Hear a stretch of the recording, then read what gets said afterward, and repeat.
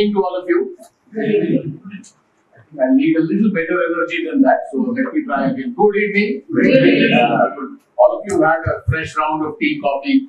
So that should have given you the energy. We have to spend the next 2 hours on this topic of storytelling and how and why is it important. I think just to pick up from where Vishu left, I think one of the lines that I use with many of the startups that I work with is a very simple line, but sometimes gets very, very complicated, and I feel is an extremely profound line. The only business of a business is to do business. The only business of a business is to do business.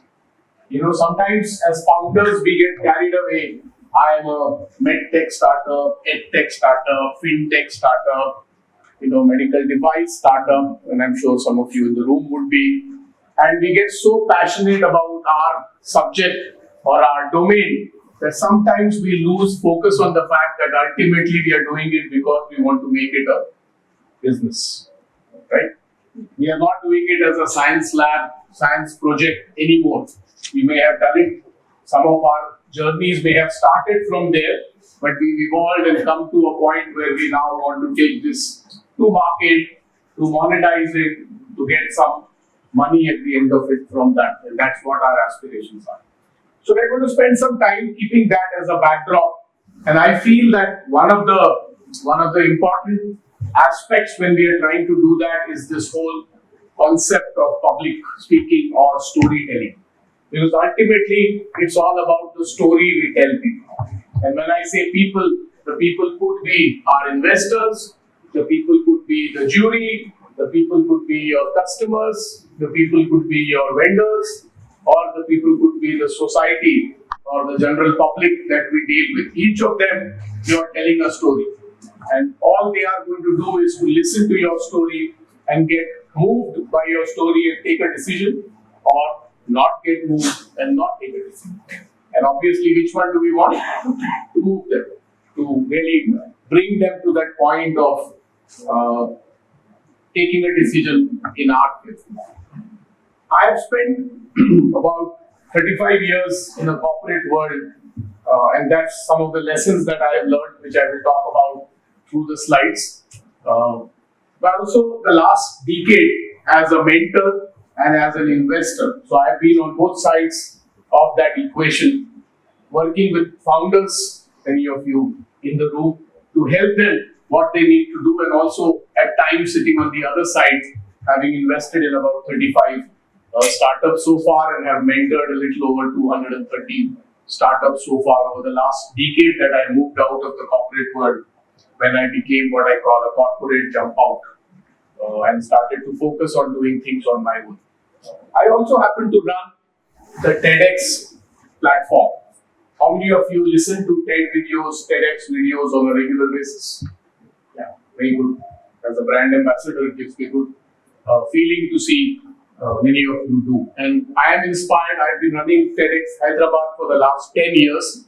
So a lot of what we talk about here is also inspired from my journey over the last 10 years, because I think there can't be a better platform for storytelling than those millions of videos that we see on YouTube on any topic under the sun that we want to see.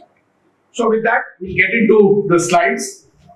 I want it to be as interactive as possible. While there are a few slides, and I know we'll probably end up spending the next 1.5 hours, 1 hour, 40 minutes, and I don't want it to be just a slide conversation. So at any point, if you have a question, do stop me and we'll have that interaction. The idea is more to clarify what you have in your mind rather than just run through. This is not one of those classroom sessions where I'm running through a syllabus and that you need to learn from.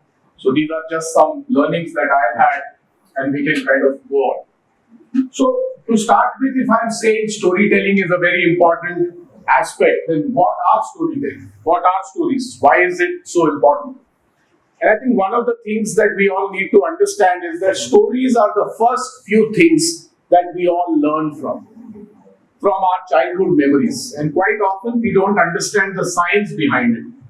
I've met a gentleman who used to work, he still works, but I think his title has now changed, but there was a time when his title with the Pantaloon Group was Chief Belief Officer. He's a gentleman called Devdutt Patnaik. How many of you heard of Devdutt Patnaik? Many of you have. He's a gentleman who's an expert on mythology, particularly Indian mythology. He's written a couple of books and he talks about mythology. And one of the things that I love that he talks about is that all civilization, while he talks about India in greater detail, but all civilizations have grown up listening to mythological stories by and large. Whichever one you look at, we look at it in India from our perspective, but if you go to any other sect, religion, geography, there are different mythologies and most children grow up listening to that. And he's found a beautiful method to connect those mythology stories that we grew up with, can you imagine, merchandise that we buy in a store. And that was his primary role when he was hired in that retail company. That's how he was brought in, that based on the mythology, we have a certain way of our thinking, we have a certain way of reacting to things, and can I use that science and put the products in the shelf in a retail store so that I will then choose those products over something else. And then slowly his journey became much larger and he went on to become the Chief Belief Officer and then become a global figure on Indian mythology. He today speaks all around the world. So I want to just start with that the first exposure we get to stories is when our childhood. And I'm very sure almost all of us will remember at least a few stories from our childhood, which our parents may have told us, our elders may have told us. Quite often they are moral stories because the original purpose of the stories in our childhood is more about morality. Stories also give us the ability to be creative and imagination, and I think mythology, my own personal belief, please don't take objection if some of you don't agree with my thinking, mythology is just stories. Sometimes we get carried away and attach many more other things which may be true or not true, and I'm not going there. But to me, they are a perfect example of using creativity and imagination for us to really pass on the right messages that we want to pass on to future generations. So creativity and imagination, they tell us about life experiences.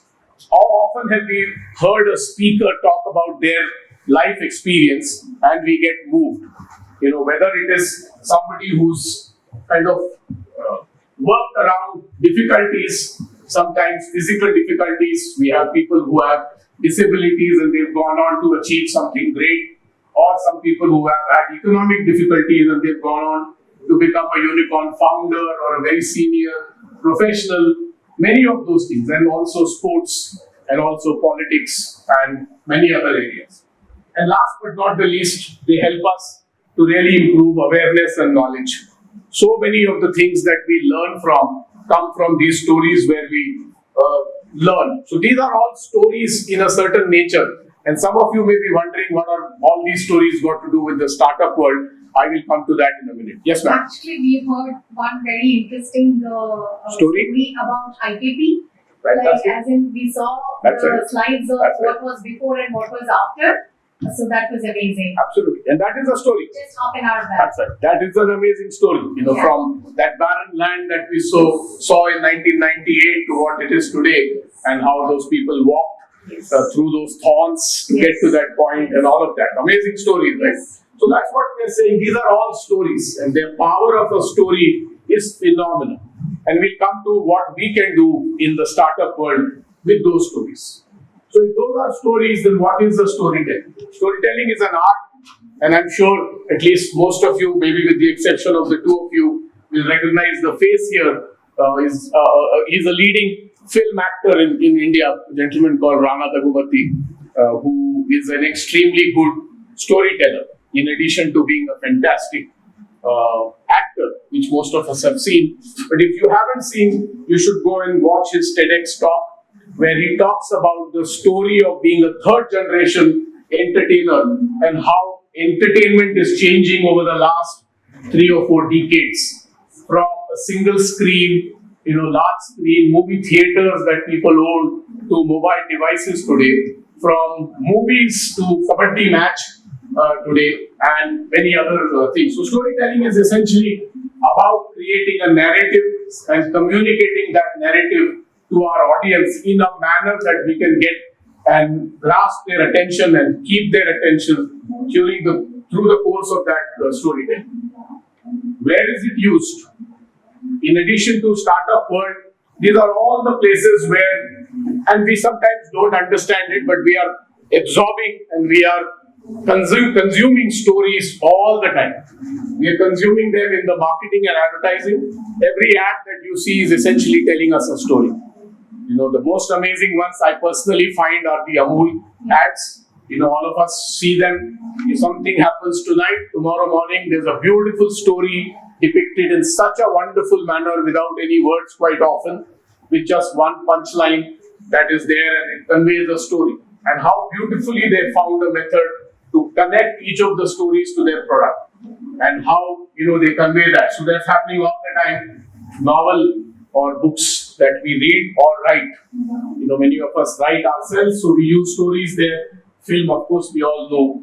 Films all revolve around stories, all revolve around narratives. Education and learning, a massive revolution is happening today in transforming education because most of the lessons today are being taught through stories. A lot of the new edtech companies are all about short videos, small stories which will convey the message. Even if it's a boring subject like mathematics, how can I convert mathematics into a story? Because that's what children will absorb and learn a lot better. A lot of revolution happening there. Public speaking, of course, we hear a lot of speakers who come up and tell stories and convey what they want to convey. Some people like us have the job at the back end to curate these stories. As a curator for TEDx, that's what we do. Curate the stories so that they can convey it in a manner that people can learn. And advocacy and activism, another very, very important space, because a lot of things are happening in this space through storytelling. One of the things which is again very close to me because we do some work in that space is this whole space of gender-based violence, about feminism. Is so many beautiful stories over the last 1 decade that we hear, and all those narratives where people are using those stories ever since that gruesome incident of Nirbhaya happened in India. There are so many such beautiful stories which are coming out, conveying, and that's not just one. Agriculture, we see so many stories about farmer suicide, about fertilizer utilization, and similarly in many, many other areas.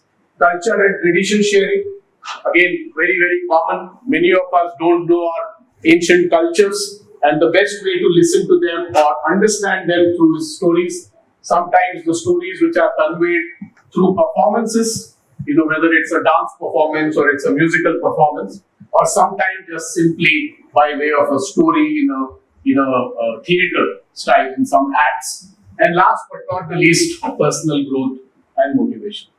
We all get inspired by listening to stories of people who inspire us. Very recently, most of us know of the greatest doyen of Indian industry, Mr. Ratan Tata, who passed away. And if you go back, today the internet is full of outstanding stories about various things that he did as an individual, but also the Tata as a group have done institutionally to make a huge difference. And all of those stories are things that the future generations should hear and should know, especially when the whole world is now starting to understand a lot more about impact and how impact creating is a very, very important aspect. It's beautiful to hear stories about the Tata Group where 67% of all the money that is made in every Tata Group anywhere else in the world is run by a not-for-profit trust. How many of you knew this? That Tata is owned 67% by Tata Trusts, which is an NGO. So they are ultimately, at the end of the day, they are here because they want to do social good in the world. Of course, they want to make profit, no doubt about it. But where does the profit go? All of these are stories that need to kind of move forward and move through. It's very important because these are good means for us really to start creating emotional bonds. I'm sure when I talked about this 67%, some of you have gone back who already knew reiterated that, but some of you who didn't know, I'm very sure there's one Google search that's going to happen when you get your first opportunity with your phone to say, I want to learn a little more about it. I did that when I learned about it maybe a decade ago, because I was extremely moved. So it's a very, very good method of fostering connections. It enhances brand attention. I talked about Amul already, that how is a beautiful method, and many leading brands use this communication as a model to do that.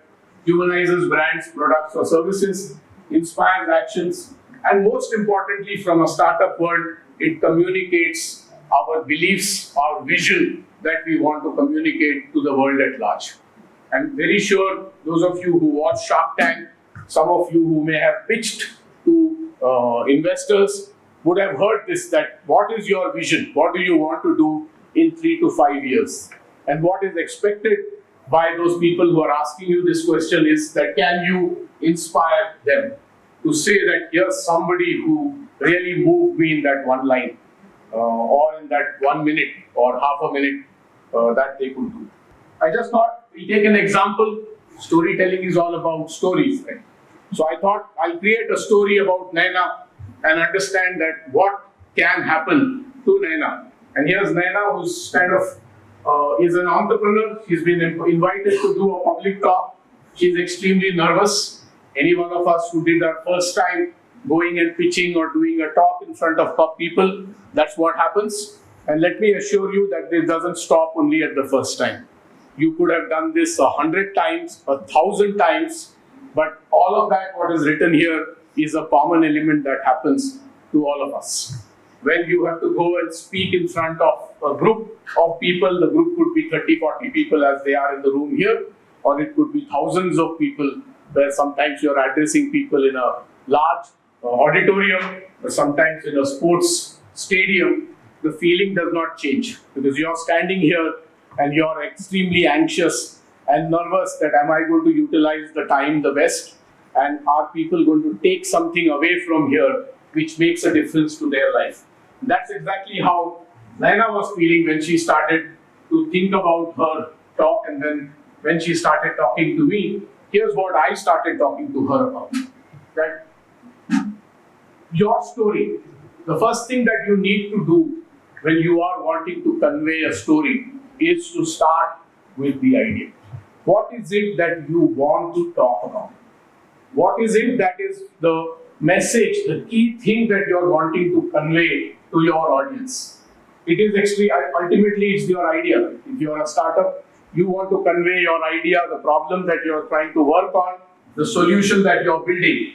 That's the center core, and that's what we talk about, that it's ultimately all about the idea, and the idea. And it needs to start from there, and that's what we start from. And then once we've got the idea, then there are what I like to call the 7 steps that we need to work on with that, is to start creating a theme, which in our case is usually the name of our startup and our tagline that we want to, that this is what we have set out to do. How many of you have a tagline beyond your name? Quite a few of you, right? And that tagline did come like just suddenly, right? For each of you, it would have taken a while. That, what is it? And it would have taken you a lot of rejection when you told that to a few people. No, this does not convey what it's trying to convey. So it's very critical to start identifying with a compelling theme. And I say to a lot of startups that the name of your startup is where it all starts from. And how do you convey your name? What's the brand you're trying to create? And of course, you would hear this from an identity perspective, that what colors do you use? What fonts do you use? But all of that are critical parts. So in the story that we talk about, the first step is to identify a compelling theme that we need to really talk about. We then need to create relatable characters. In every story, and again, many startup pitches you would have heard about, where was your inspiration coming from? And the inspiration came from some people. Something that happened to me, something that happened to my parents, something that happened to somebody who was close to me, and that got me thinking, and I started working on that. And we say a very powerful tool in the storytelling is to create these relatable characters, because ultimately the people who are listening to us need to be able to connect to your story through the characters that you create in your story. So do you have characters who are relatable, who are just like you and me, common people who have this problem? So in our startup world, who has this problem? So who, that persona that we are talking about, is the relatable character that we must be able to create and talk about. Craft a gripping plot, and the 3 C's I'll come to when we come to the slide in a little more detail on what is this gripping plot and what are these 3 C's that I'm talking about. Incorporate emotions, because emotions help create that imagery. If we can go back and create that imagery in the minds of people who are listening to us, the emotional bond is a lot more stronger. You are able to connect with that story because you slowly start finding yourself in that story. Create that imagery through the emotions. Add a takeaway. At the end of the day, every story needs to have a takeaway. What is the compelling call to action that we want to happen at the end of that storytelling? Work on vocal modulation. Very, very important when you're pitching, when you're talking to people, that you need to really be able to modulate your voice. And it's a very, very important skill, because you need to know what to emphasize and you need to know when you need to give people the time to think. Quite often, we make a very powerful, compelling story, and we have at that point in our story where we've made a very powerful point. And here is the time when you really want the audience to absorb that point that you have just made, because it takes a few minutes for human mind to absorb. And if at that point I don't do the voice modulation and I don't give a small break like I just did for people to listen and absorb what you've just told them, you've lost that emotion. I built that hype and brought you to that point where I'm connecting with you emotionally. I brought you through my imagery into my story, and I want you to think about that point. And then if I start talking about something like this in a fast speed, I've lost you. And I lost that moment that I got with you. So voice modulation is a very, very important aspect. And of course, last but not the least, body language. I'm sure you've heard this many, many times before. Because we don't just speak through our words. Our stories don't just go through our words. Our pitches don't just go through our words. They go through us as a bundled package. And it's not just in a physical environment. Even in a virtual environment, it goes in the way your body language is being conveyed. We sometimes feel that in a virtual world, people can't make out our movements, our sense of dressing, our backgrounds. All of those are very, very important aspects, because quite often we see ourselves as one box in maybe 25 boxes which Zoom allows, right? The maximum number of boxes in a Zoom is 25. So we see ourselves as one box in 25. But we forget that the person who's listening may have chosen to have you on full screen. And some of them may be listening to you on an 80-inch TV screen. So what you see in a small thumbnail on your desktop and you're thinking it doesn't really matter because the other person is not able to see too much of you and your body movement and all of that, may be very, very different. So body language and the stage presence is very, very important.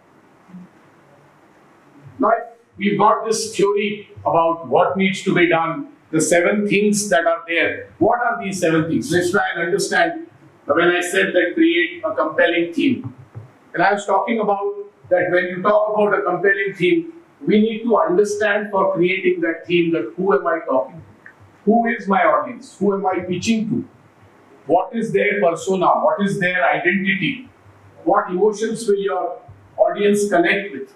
If I'm dealing to a bunch of youngsters, then what emotions will I connect to with a bunch of youngsters, teenagers, if they are sitting in the room? And at the same time, if my audience is going to be middle-aged people, then what emotions will I connect to? As against if I'm meeting a bunch of elders, what will I connect to? So what am I doing there? Is your theme universal? Because most often that's not how it's going to be. That now I know my demographic in the room is all teenagers or middle-aged people or elders. Quite often, like it is here, it will be a mixed audience. So is the theme universal? Can I still manage to connect with each of them? And last but not the least, is the theme personal to you? And this is very important. Many of you will hear this quite often in your pitches, that why did you choose to work in this area? How many of you heard this question when you pitched to somebody? That why did you choose this area only? You could have done work in multiple other areas. Why is this personal to you? Why are you so passionate about this? And there is a story somewhere. Sometimes we don't find it. If we go back and do a little bit of conscious thinking, we may find that connect somewhere that this is very personal to me. If it's a healthcare, it may be because something happened in our family which triggered that I will do something in this space when I get an opportunity to be able to do. So, identifying a compelling theme, develop relatable characters. We are all used to drama, right? We all love drama, whether it's in our lives or whether it's on screen. So do people sitting in the audience. They are also wanting to have some kind of a drama. So can you create that drama within your story? Who is the protagonist? What is their backstory? Is that character authentic, or are you just making up something for the heck of it? Because these are things that people can recognize very, very easily. And who are the other characters? There is a protagonist, but there are other characters that we need to build. And we need to build these into our stories when we are building these stories to convey to people. The 3 C's I talked about: the characters, the conflict, and the change. The characters that we talked about, the relatable characters, how is it personal to you? What was the conflict? What was the problem that you saw? That's a conflict. That I saw this as a problem and I'm going to do something about it, which is the change. That my solution is now going to change what I'm really going to be seeing in that problem. So there is a character, which is what is personal to me. I saw this happen to somebody very close to me, or I was moved by this phenomena happening somewhere in the world, and I was moved by that. So there is the character, the conflict, and the change. So we need to really build on each of these, or what is the 3 C's in our stories. Incorporate emotional arcs or use vivid imaginary. Do the words I use invoke emotions? Am I using the right language? See, a lot of times, how many of you been to Hawaii? None of you. Now, if I was to stand here and describe that, you've seen some pictures, you've seen some videos, but if I was to describe saying I've been to Hawaii and the sand on the beaches is beautiful, it's white, and you could pick it up and you'll see that the sand is beautiful and it just slips through your fingers. You don't see any muck in it, you don't see any stones in it. It's beautiful. The sea is beautiful, it's blue, and you can literally see the bottom of the sea there. Now, how many of you got an image of Hawaii? Right, all of you. It's happening through the words that I'm speaking. The world that we live in exists through the words that we hear quite often. Sometimes we also get the opportunity to experience it ourselves, but quite often they live in the words that we hear. And that's what we're trying to say, that how can I create that scenario where I can convey what I'm trying to convey in a manner that you can start to experience what I'm talking about. And that's what we're talking about here, that how can we create that imagery? How can I create that relatability? How can I take you to the story that I'm talking about? How do I bring you into my story? And hence, you will now be part of my story kind of going forward. Add a takeaway, very, very important, because at the end of the day, after we've spent whatever 5-minute pitch, 7-minute pitch, 10-minute pitch, sometimes 20-minute pitch, there is a key takeaway. If I'm talking to investors, what's the takeaway? Write the check. Get moved enough to say, I want to invest in your startup. If it's a customer, I want to write the purchase order. I want to work with you. If it's an employee, I want you to join me. Each of these are stories that I am telling because I want a certain action to happen. So I need to define that what is that takeaway, and hence my story must build in that manner that I get to that point where that takeaway can happen. Voice motivation I already talked about. Rehearse the speech. Have I practiced the right pauses? And this one I keep on repeating in most places that I talk about, that we sometimes forget the power of pauses. There are places where we need to pause and just let the audience absorb what you've just told them and let the thoughts sink into their minds, because it's very important that they really get that at that point. So pauses is very, very important. Check the speed of speech.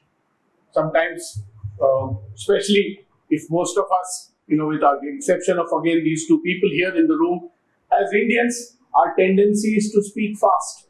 And if we are talking to a global audience, is something that we need to be consciously aware of, because quite often we lose them because we understand each other, because that's how we all operate. The speed is important for catering to the audience that we are talking about. And of course, breathing exercise or somewhat. I have a tendency to get my mouth to go dry. So I'm keeping that because I'm prepared that I will have this as I speak for the next 1 hour. So I keep taking in some water. So I need to prepare myself accordingly. And I need to be prepared when I'm doing that so that that doesn't happen. Least, most important, but heard many, many times, body language. How much am I moving? How much am I using the space that I have? How am I using my arms? How am I using my head? How am I using the space I have? All of these also are very, very important. And similarly, in a virtual environment, how am I using that space that I have? Quite often we forget that for people there is a background. Wherever we are sitting to take the call, there is a background. Now, there is a possibility in a virtual world for you to create a virtual wallpaper. How many of you have a virtual wallpaper? You have. You can create a beautiful virtual wallpaper which has the name of your company written there. So anybody who you're talking to is seeing that at the back. It's a beautiful branding opportunity which we sometimes lose. So how do we use the space, physical space or that virtual space that we have is important, and how do we convey through our body language that we take forward. Now, at least many of you in the room may be able to identify with this face that you see here. How many of you can identify with this face? Oh. Yes or no? I don't know this. So nobody. Okay. How many of you have heard a name called Monica Lewinsky? Yeah. Right? And obviously there is an image that all of us got at least those of us who heard about Monica Lewinsky, that there is a certain image that we get to hear when we hear her name. Right? Some people I see nodding, so I can see.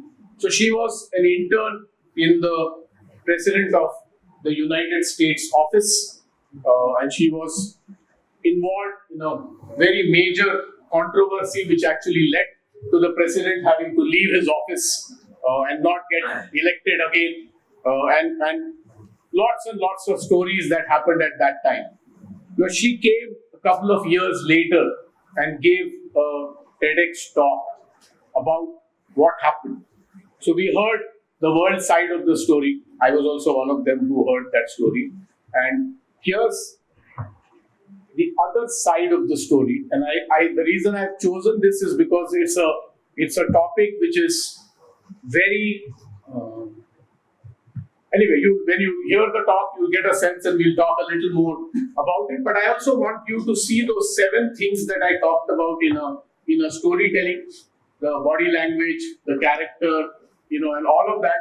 So we'll play this talk. It will take about 12-13 minutes. And if you people at some point feel that no, it's too long, just raise your hand and let me know, and we'll stop that. But I want you to get a sense from the talk about how she's talking about something which is extremely emotional, extremely personal, something which pretty much everyone in the world at that point of time had a judgment on, not just an opinion.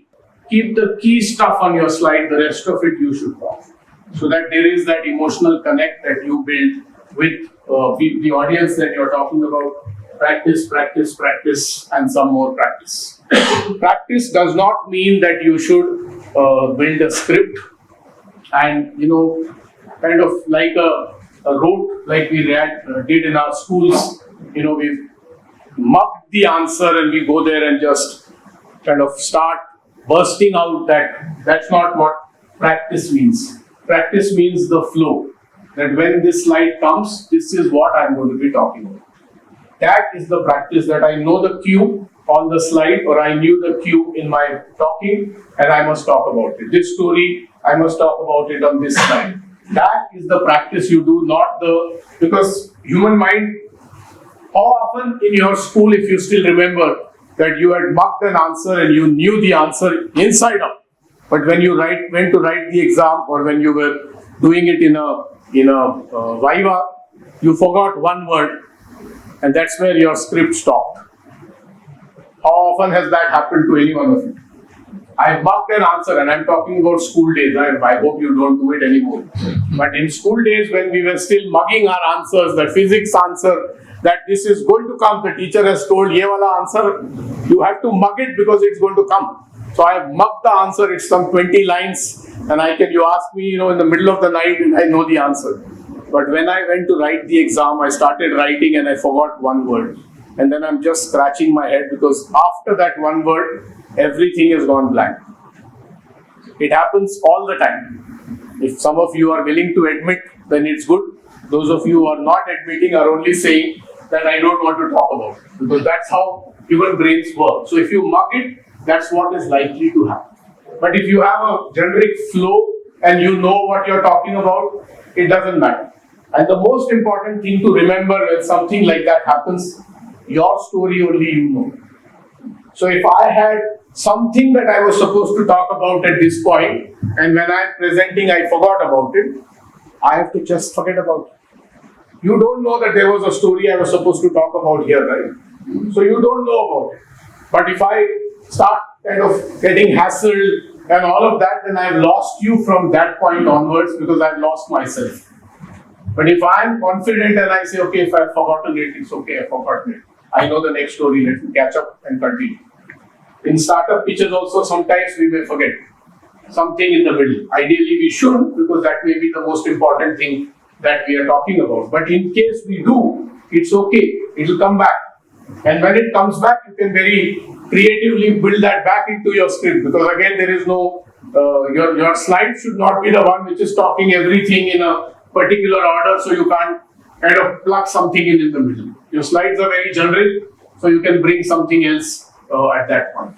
So practice, practice, practice. Avoid paper or notes. Quite often we'll carry the notes or carry the phone with us, because all our points are written there. So no. Because it's your story and you need to do that. I'm an investor. I sit on many juries. Some of the startups who work with me know that I am an extremely tough jury member. A lot of people come prepared with decks. I am the one who's known to go and plug off the projector and say, okay, let's continue. Because I have come here to listen to your story. I have not come here to listen to your slides. So I don't need the slides. Come, let's pitch. Now pitch to us without the slides. So if you're too much dependent on that, then you may have a problem. And you may get a Viveck Verma sitting in the room, so be prepared. Right? Because it's your story. It's your story, right? It's not what are the words written on the slide that matter. It's ultimately about your startup, what's the problem, what's the solution, how are you unique, how will you monetize it, how will you scale it, and how will Mr. Investor or Miss Investor, how will you make money? That's all that the story is all about. So avoid that, maintain eye contact, and follow up with the audience. Must have some form of an engagement that the audience is with you. Even if it's 5 people sitting in a room and you're pitching to 5 people, or you're in a large hall with a few hundred people or sometimes a few thousand people. Now, if those are the things, then what could be some techniques that we can use in our storytelling? Here's a few, and again, all of these are inspired from TEDx or TED Talks. So what you see at the bottom is a line, and obviously I'm not going to play all of these videos because there are 7, 8 of them. But David Gallo, and you can note down the name and you can go and search, but he immerses the audience into a story. His talk is all about you going into a marine life, and he actually takes you into a marine life. And you, as you listen to that talk, he actually takes you underwater. And you are experiencing that marine life because he's taken you and completely immersed you into that story, into that experience that you create. We already talked or heard part of what she talked about, make the story personal. It's extremely personal what she's talking about, even in those few minutes. If some of you could gauge, even if you didn't know what happened and why was this such a famous name at that point of time between Monica Lewinsky and Bill Clinton. And that's the two characters in that whole episode that happened. But it's extremely personal, and I'm sure you could make that from the way she was talking about it. So how can you make your story really, really personal? And that's an important technique that we should use. When you see the image and you see the line that is there, I'm sure it creates intrigue for many of you. That's Paula Stone is talking about how she was a very successful, educated male. And if you go and listen to her story is of somebody who did not identify with the gender that she was born with, transformed, and now is a I think the right word is a parish in the church, and she practices. So she lives with her children who she was a father to, and now she's a mother to. And if you listen to her story, you'll get the rest of the story. So how do you create that suspense when you hear that line, when you hear that theme, and you see an image that you see there? How many of you have heard or seen the talk of Tim Urban? If you haven't, how many of you procrastinate?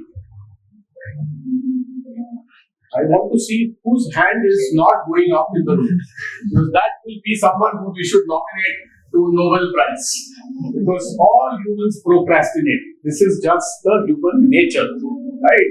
When it's our exams in our school days, exam ke pehle we'll study. Last 1 week, full we'll study.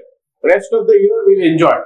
Every deadline that we get in the office is still 6 months away, right? We'll work on it as we get closer to the deadline, and similarly, and so on and so forth. You know, I have to start walking. I'll start walking a little bit later. Right now it's too hot. Summer is going on. Right now it's too cold. Winter is going on.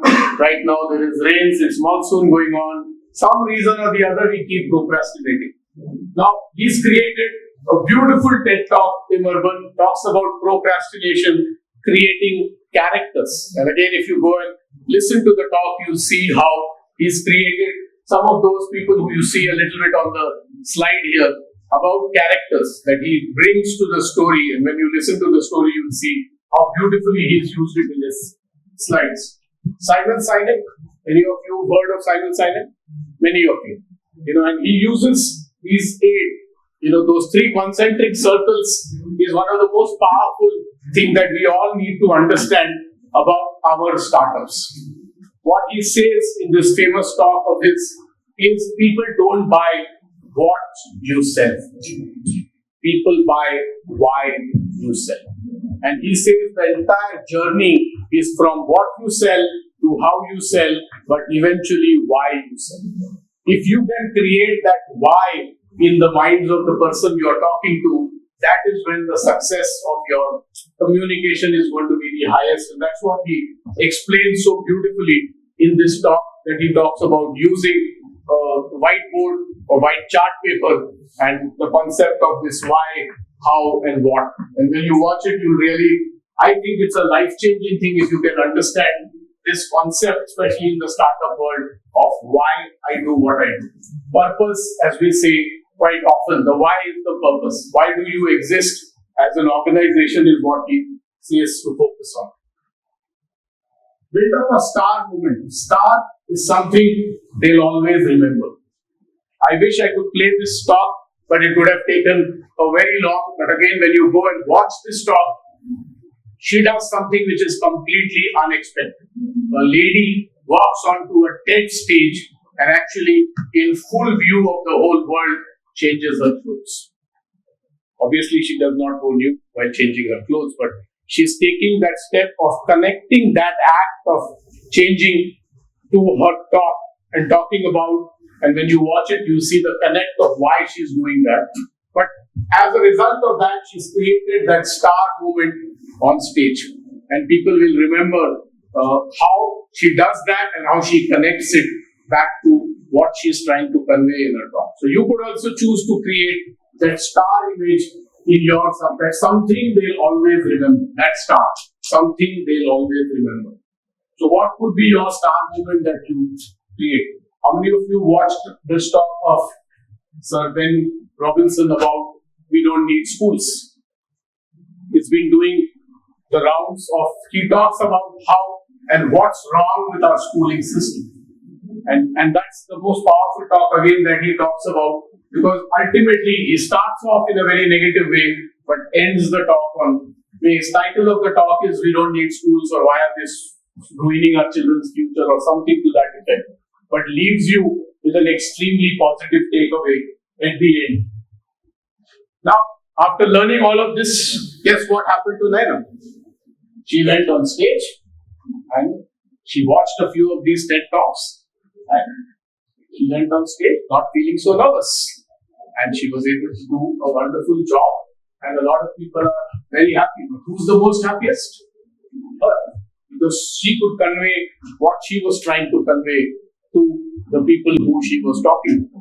And this was in the context of a TED Talk. This was not in the context of a startup pitch. But I wanted to use a more generic example. So that's what Naina did. Now, if all of this is what we learned, in addition to pitching, which is one of the boxes that you see here, you can do it for so many more things. You can become a coach, you can get into advertising, you can become a public speaker. If you become a good storyteller, you can launch a new business. That's the one which is most relatable to us from the startup world perspective. Become a social media influencer. All of those beautiful things we watch on TikTok, on Instagram, with people who are making millions of rupees and millions of dollars quite often, the ability they have is to tell you a story in that short reel format, right? How many of you watch those reels regularly? Yeah, many of us, right? So you could become the next star if you can master this act of storytelling. And of course, engage in fundraising. One of the key things we do as startups. Some things which is do's and don'ts. Don'ts, use jargon or business spark. Very, very often we get so carried away, especially this is where I'm also reminded of what Vishu said at the beginning. We all come from, most of you come from a scientific background. We know our jargons, we know our acronyms, but somebody who's listening to us may not know any of the acronyms. And sometimes we take it for granted that when we say something, they know what we are talking about. And we may have lost them completely, because thereafter they are still scratching their head. What did that mean? You use some term there, I didn't understand what it meant. And thereafter, whatever I'm saying, you're not absorbing that because you're still stuck in your mind to that. What was that? What was that word? What did it mean? That's how the human mind works. So we've lost people there. Focus too much on yourself or your brand. This is not about you, it's about your startup, it's about the problem, it's about the solution. So don't become I, me, myself mechanism when you get that opportunity, because then you lose people. Leave plot holes. So when we build these stories, sometimes in our desire, because Viveck Verma came and did a session on storytelling and said, build characters, build a story. So I started building a story. I built a half-built story. And then as I'm pitching, some places I use the story, some places I don't use the story. That just leaves in the audience mind some gaps, some holes. Okay, so what happened to that? You talked about something, you built a beautiful story up to a point, And then you discarded that and you started talking about what's the advantages of my product. And now I talk about my product. And your audience is thinking, okay, that's okay, your product and advantages is okay, but what happened to that character? You helped me build a story there. So we should leave those gaping holes in the plot. If you're using a plot, make sure we kind of close it and leave that aside, because otherwise the audience will lose you. Make your characters too perfect. People don't want to relate to these artificial, too perfect characters. They want to relate to another human being, which means you also have to have some vulnerability, especially when it comes to Q&A. After your pitch is finished, there is a question-answer session going on.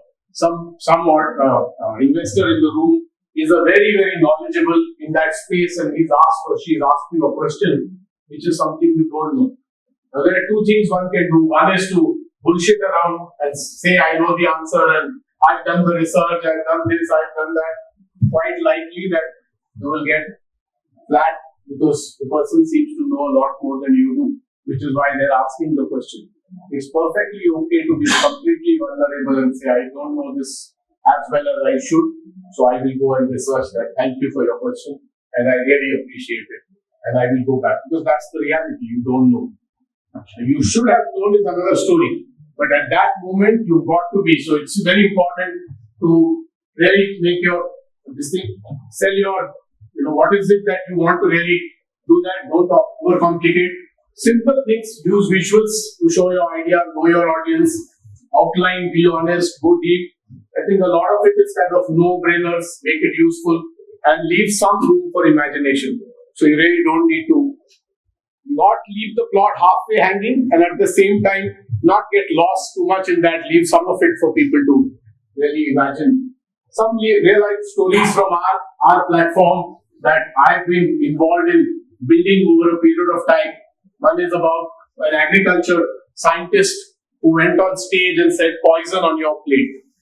And now this number is slightly old, now crossed 4 million views. In the way the story is told, but the catch is in the title. And he obviously, some of you may have guessed, talks about pesticides and about organic food that we get. His talk is called Poison on Your Plate. Kiran Kanogia, someone who, as you can see here, is a blade runner. She lost her feet in a train accident. Felt at that point of time that she used to be ashamed that I don't have my feet. And went on from there to kind of turn her life around to become India's first women blade runner.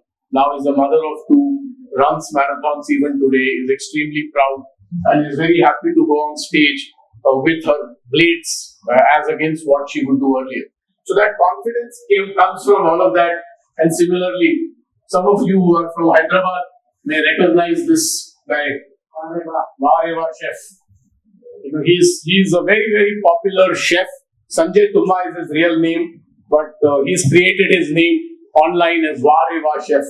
And we were talking about stories. He says, this way, I don't need to ask for praise. Who am I? I am Vareva Chef. So every time you talk to me, you're already praising. So he's created a image and an identity of himself, which is called Vareva Chef. And for your purpose, Vareva means what a wonderful person you are. So he says that name is Vareva Chef. So every time you take my name, you're already praising me. And he goes on, and if you haven't watched his videos again, go back and check his YouTube videos. One of his videos has, I think, 60 million views. And just because the art of storytelling that he has, and this particular talk that we see here, he's making a local Telugu chicken dish, which also involves what you see in that matka, which is toddy, which is local home brewed liquor. So how he's doing that and how wonderfully he uses them. So why do they really matter? They shape our perspectives. They make us understand or convey our perspectives to people. They are universal. They pass the knowledge and they learn us. They help us to learn what we want to do. And that's all that I wanted to kind of convey. And I think we have some time, right? We have some time, so I'm happy to take some questions. But the key is from these learnings, go tell the world your story because the world is waiting to listen to the story. Each of us, even if it's outside of our startup pitch, each of us has multiple stories. And I think the difference between the successful people and the not so successful yet people is their ability to tell stories. Stories we all have. It's just that how many of us have matured our stories to a point that we can convey our stories, move people who are listening to our stories to get some action that they can do. To stay informed about the startup ecosystem, subscribe to my Startup TV.